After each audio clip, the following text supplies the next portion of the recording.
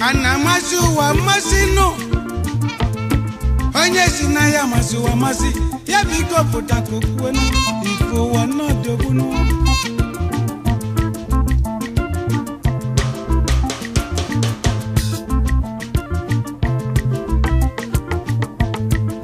enu wa chikelumu akela konyelum kanjeje no ndese no no egu mo kanje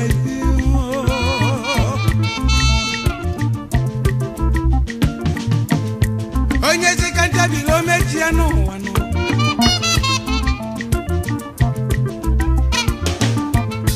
ife chinye nkanji bilinu na mmadu muzilo nwano ochozi foga ponweno omazi fogebu owechozi foga ponu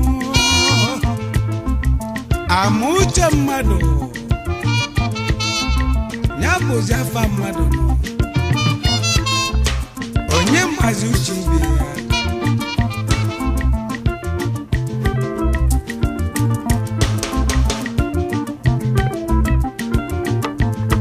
ana mazi uchi Amasi no onye muche muno no nwazi onye muchi ya ngozi mazi uchi ngozi omanyoma ndeni mazi uchi osiri uwa muga nebinu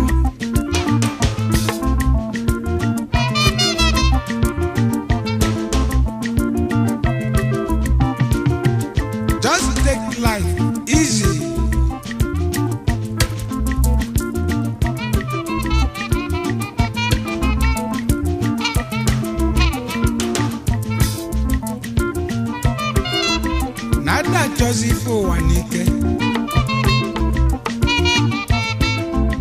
makonye sobifo wanike no osolukwifo wanike na maka na ada Amasi ụwa Amasi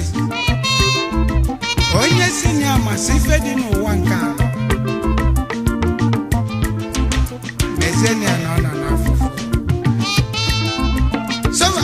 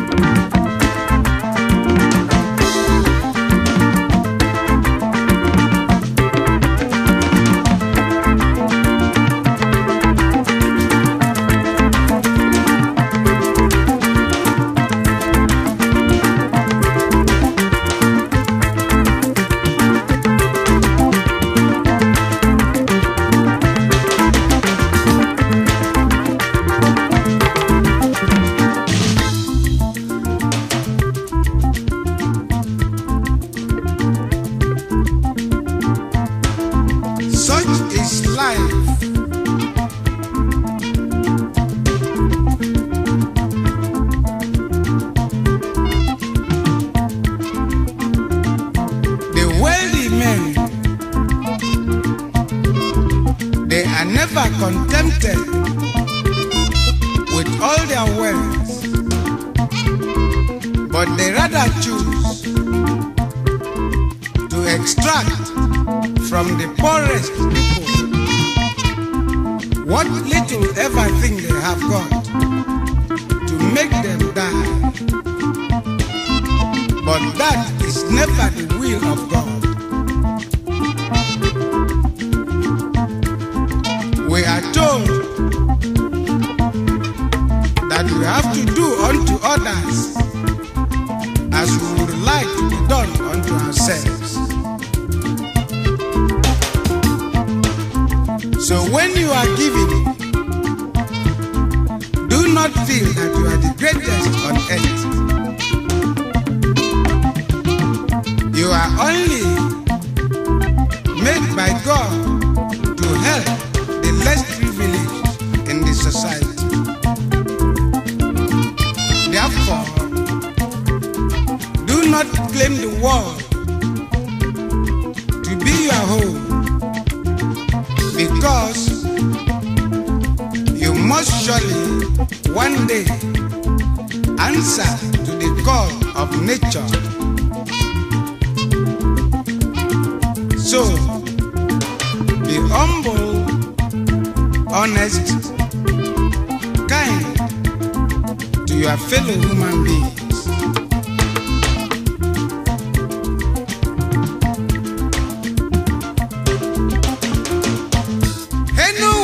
Yokuno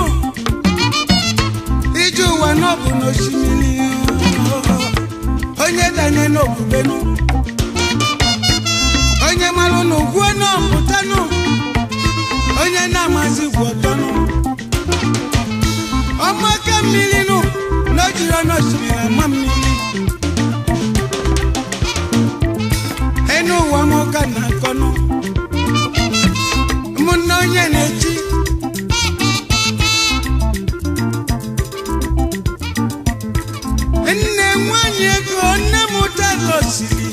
enne mu mwanyoma otozi aku mwanyoma ezi muzo kanne nne mu nina mu enwa ino funu iju wa mu kanne jeno wa mu amana